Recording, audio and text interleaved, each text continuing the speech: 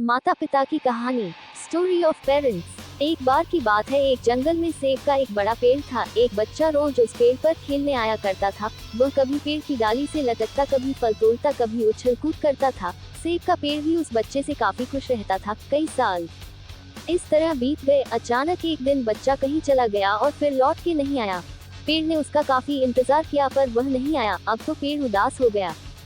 काफी साल बाद वह बच्चा फिर से पेड़ के पास आया, पर वह अब कुछ बड़ा हो गया था। पेड़ उसे देखकर काफी खुश हुआ और उसे अपने साथ खेलने के लिए कहा, पर बच्चा उदास होते हुए बोला कि अब वह बड़ा हो गया है, अब वह उसके साथ नहीं खेल सकता।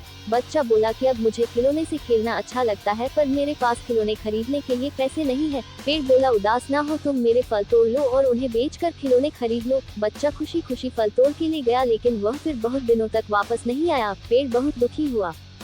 अचानक बहुत दिनों बाद बच्चा, जो अब जवान हो गया था, वापस आया। पेड़ बहुत खुश हुआ और उसे अपने साथ खेलने के लिए कहा, पर लड़के ने कहा कि वह पेड़ के साथ नहीं खेल सकता। अब मुझे कुछ पैसे चाहिए, क्योंकि मुझे अपने बच्चों के लिए घर बनाना है। पेड़ बोला, मेरी शाखाएं बहुत मजबूत हैं, तुम इन्हें काट कर ले जाओ और अपना घर बना लो। अब लड़के ने खुशी खुशी सारी शाखाएं काट डाली और लेकर चला गया। वह फिर कभी वापस नहीं आया।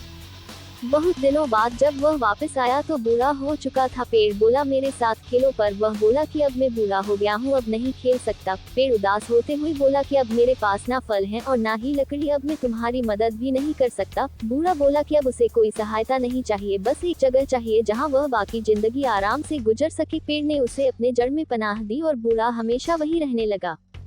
मित्रों, इसी पेड़ की तरह हमारे माता पिता भी होते हैं। जब हम छोटे होते हैं तो उनके साथ खेलकर बड़े होते हैं और बड़े होकर उन्हें छोड़कर चले जाते हैं और तभी वापस आते हैं जब हमें कोई जरूरत होती है। धीरे धीरे ऐसे ही जीवन बीत जाता है। हमें पेड़ रूपी माता पिता की सेवा करनी चाहिए, ना कि सिर्फ उनसे फायदा लेना चाहिए।